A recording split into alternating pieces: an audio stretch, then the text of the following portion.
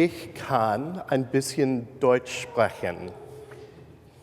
I can speak a little German. That was tested during my sabbatical in lofty places like supermarkets. I was able to handle probably 3 out of 4 exchanges just fine, and people would speak German to me, which was impressive because usually from about 20 feet away they could see American. Let's not do this. But about 1 out of every 4 times, I'd get 80% of the way through the transaction, and there would be a different question asked from the other times. And then it was, no, I actually can't speak German that well, sorry. So we're gonna have to do this whole thing over again in English. And it was frustrating because I was so close and I had most of it. But this idea of listening, as we hear about in the first reading today, we hear about Samuel, who's very little, and he's hearing this voice calling out to him, Samuel, Samuel, who is it?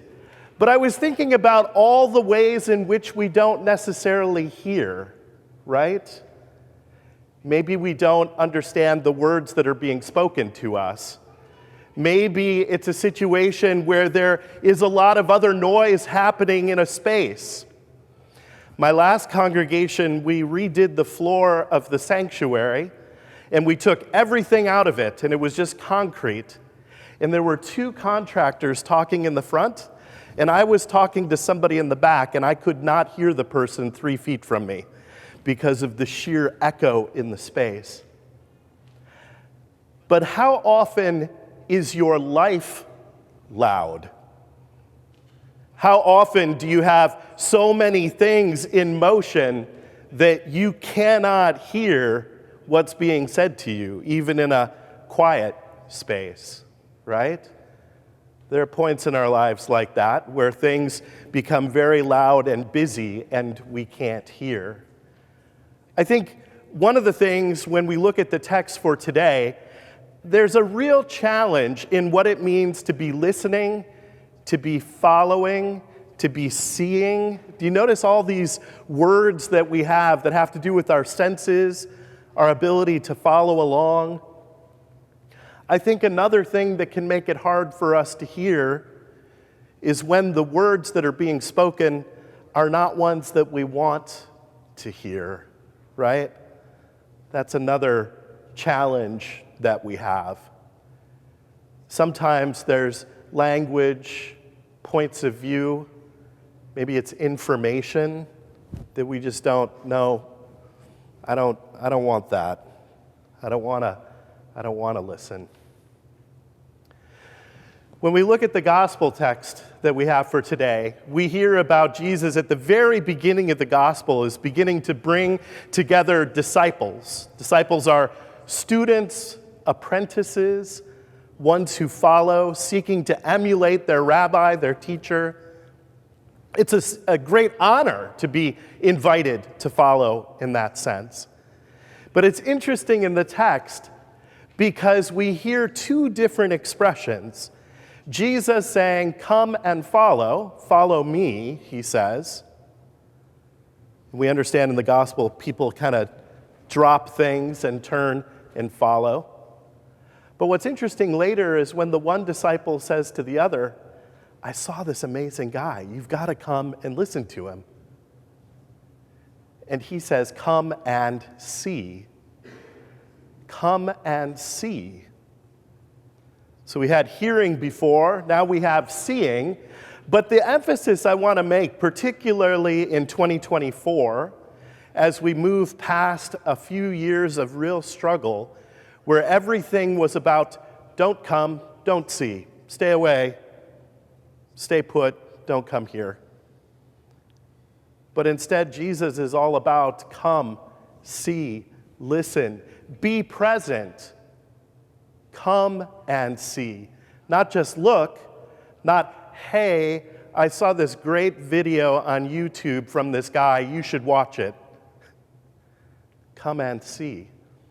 Perhaps there are many things like this in life, but watching a recorded video of this worship service versus being in this worship service. When we are forced to by circumstances, video works great, something that we did not have too many years ago.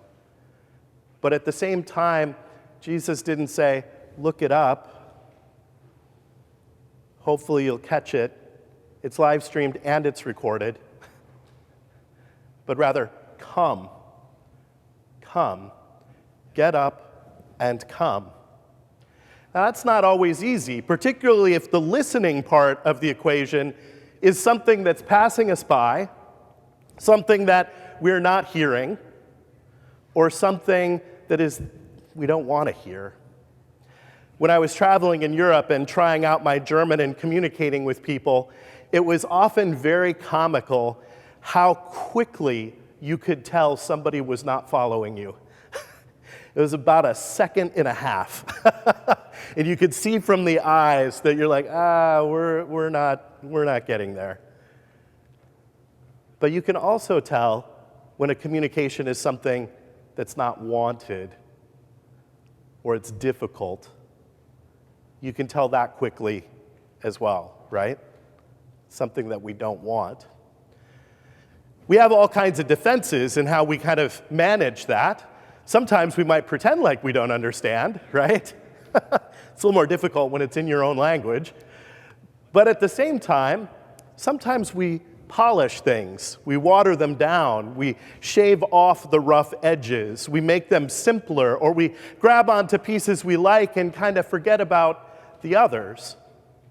I'm mindful this weekend as we commemorate, remember, honor Reverend Dr. Martin Luther King Jr.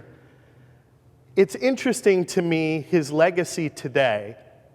It's simply Dr. King, Dr. Martin Luther King Jr. There's almost an entire erasure of the fact that he was a pastor, that his life of faith and his leadership in his faith community was the fuel and the energy behind what he was about. That makes us uncomfortable. We'll just kind of scrub that out of the story. Or we think of all of the things that were spoken about, issues related to race, poverty, the war in Vietnam, any number of things. And what is remembered about his legacy? I have a dream. The fun part, right? The poetic one. We like that. I think the thing, if I could leave you with one piece of this story, this idea of being a follower of Jesus Christ, the idea that we are opening our ears, is profoundly an idea that we're open to the idea that we might hear things that we'd rather not hear.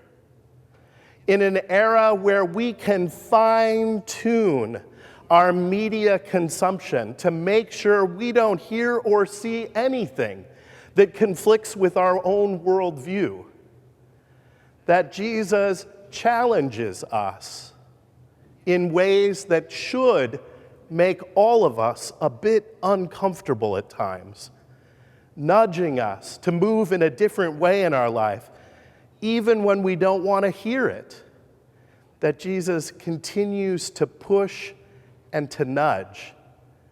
Now, I think when we think about that last piece of Jesus challenging us, it's not something that we do alone. It's not a YouTube video that we saw and, boy, I was really challenged by this alone in my living room on my iPad.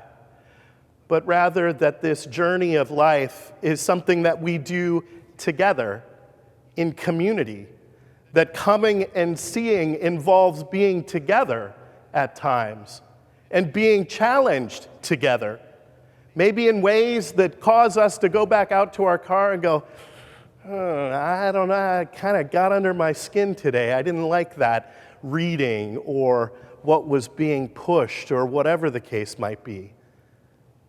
That should be something that's healthy for us.